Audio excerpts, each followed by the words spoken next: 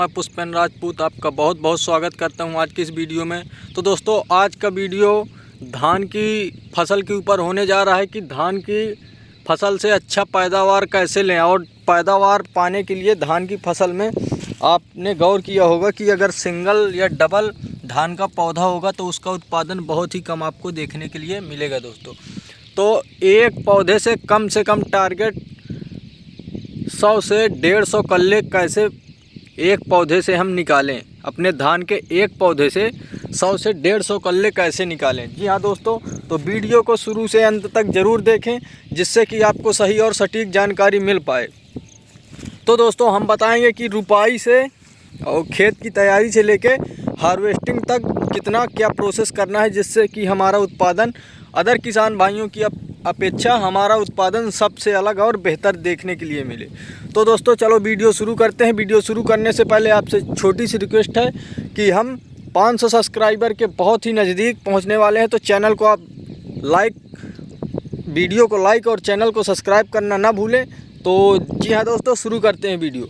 क्या करना है कि जैसे ही धान की फसल आप रुपाई कर देते हैं तो उसमें आपको DAP और DAP के साथ में आपको मैं एक बहुत ही ज़बरदस्त ह्यूमिक एसिड के बारे में बताऊंगा कि ह्यूमिक एसिड और DAP का मिक्सिंग करके आप कैसे फसल पर इस्तेमाल करें जिससे कि आपको बहुत ही बेहतरीन रिजल्ट देखने के लिए मिले। जी हाँ दोस्तों, तो कम से कम आधा से 1 kg, अगर आपके बजट में 1 kg है तो आप 1 kg की ओर ज़रूर जाएं, क्योंकि अगर 1 kg 1 बीघे के हिसाब से अगर यूज कर देते हैं तो आपकी फसल अदर किसान भाइयों की अपेक्षा सबसे अलग दिखेगी। क्योंकि दोस्तों, जो ह्यूमिक एसिड होता है वो जड़ों को इतनी तेज़ी से फैलाता है, खासकर धान की फसल हो या गेहूं की फसल हो, सरसों की फसल हो या सब्जी वर्ग की फसल हो, कोई भी फसल हो, ह्यूमिक एसिड एक अलग ही तरह के रिजल्ट दे के जाता है फसल में दोस्तों। तो आपको ह्यूमिक एसिड 1 kg, और अगर एकड़ के हिसाब से हम बात कर लें, हम यूपी से हैं तो यूपी में 2.5 बीघे का 1 एकड़ कहलाता है। तो 1 एकड़ में हम 2 से 2.5 kg के बीच में इस्तेमाल करते हैं। तो आप भी 2 kg तो कम से कम यूज करिए 1 एकड़ में। तो 2 kg अगर आप यूज करेंगे 1 एकड़ के हिसाब से तो भी बहुत ही अच्छे रिजल्ट देखने के लिए मिलेंगे।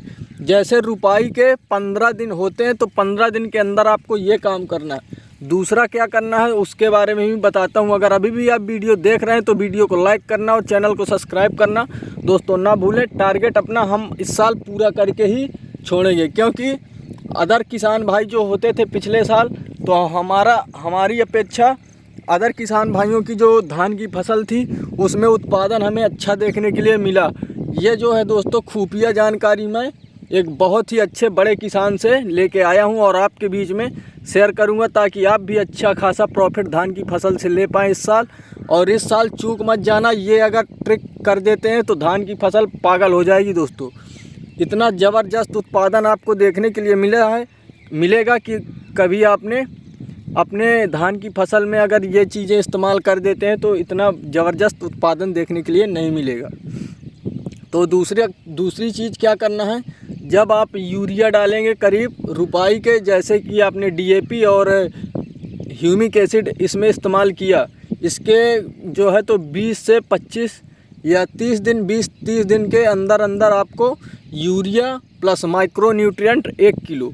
दोस्तों, थोड़ा सा तो आपको खर्च बढ़ेगा, लेकिन जो भी आप उसमें खर्च करेंगे उससे कहीं आपको बहुत ज़्यादा मार्जिन देखने के लिए फसल से मिलेगा, क्योंकि फसल आपकी अलग तरह की बताएगी। जब यूरिया के साथ में आप 1 किलो पर बीघे के हिसाब से, दोस्तों ये 1 बीघे का हमारा खेत है और ये 1.5 बीघे का खेत है, तो मान लो 1 एकड़ में हम 2 से 2.5 किलो माइक्रो न्यूट्रिएंट यूज करते हैं। इस साल हम 2.5 किलो तक माइक्रो न्यूट्रिएंट की ओर जाएंगे, क्योंकि पिछले साल अच्छा फसल हमारा नहीं हुआ था औरों की अपेक्षा। तो माइक्रो न्यूट्रिएंट आपको लेना है 1 kg पर बीघे के हिसाब से यूरिया के साथ।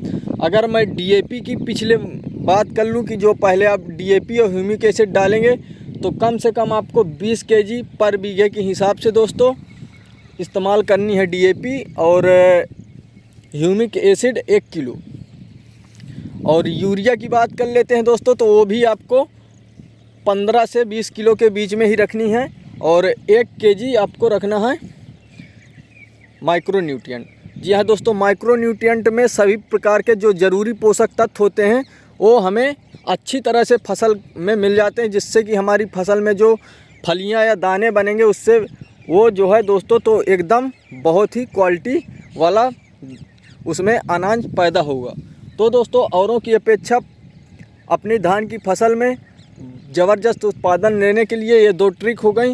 एक ट्रिक आपको और करना है दोस्तों लोग गौर नहीं करते हैं कि धान की फसल में कुछ कीट भी लगते हैं। तो जब दोस्तों कीटों का अटैक होता है तो मौसम के हिसाब से यदि मौसम सही चलता है तो कीट थोड़ा सा कम अटैक करता है। पिछले साल दोस्तों यूपी में करीब बांदा ज़िले की मैं बात करूं तो 50 से 60% का उत्पादन में फ़र्क देखने के लिए मिला था खाली धान की फसल में। तो धान की फसल में पिछले साल दोस्तों रस चूसक कीट लग गया था। जो किसी किसान भाइयों ने रस चूसक का इस्तेमाल नहीं किया था उनको कम से कम 80-90% तक का लॉस देखने के लिए मिला है। किसी का दोस्तों तो बीज तक वापस नहीं हो पाया था। जो दोस्तों किसान लागत लगाता है, मेहनत करता है, उसका दोस्तों बीज तक अगर वापस ना आए तो समझो कि कितना वो पीछे पहुंच जाएगा अपने धान की फसल से। तो दोस्तों अब क्या करना है, जब रस चूसक आपको कीट 15 दिन के अंतराल में चेक करते रहना है। जैसे अगर उस गलेथ के टाइम पर आ जाता है, जैसे कि वो बाली निकलने की प्रक्रिया होती है धान पे, अगर उस टाइम पर आपको गौर करना है 8 से 10 दिन के अंतराल में, क्योंकि दोस्तों उस टाइम पर बहुत ही ज़्यादा रस चूसक कीटों का अटैक देखने के लिए मिलता है। अगर आप रस चूसक कीट का नियंत्रण अपने धान की फसल से कर देते हैं, मैं अगले वीडियो में बता दूंगा रस चूसक कीटों के नाम। तो दोस्तों चैनल को सब्सक्राइब करके और वीडियो को लाइक करके रखिएगा। मिलते हैं दोस्तों नेक्स्ट वीडियो में। इस साल 150 कल्ले 100 से 150 कल्ले का टारगेट अपने को पूरा करना है। तो दोस्तों एक युवा किसान की ओर से ये बहुत ही प्यारा वीडियो रहा। अगर आपको ज़रा सा भी अच्छा लगा हो तो वीडियो को लाइक करना ना भूलें दोस्तों। मिलते हैं नेक्स्ट वीडियो में। जय हिंद दोस्तों। इन ट्रिक को आप एक बार फॉलो करके देखिएगा। आपका ज़्यादा नहीं, मुश्किल से 500 रुपये और 500 के अंदर ही 1 बीघे का खर्च आएगा और 500 की बजाय आपको कम से कम 5000 का प्रॉफिट देके जाएगी धान की फसल। तो मिलते हैं दोस्तों नेक्स्ट वीडियो में। जय हिंद दोस्तों।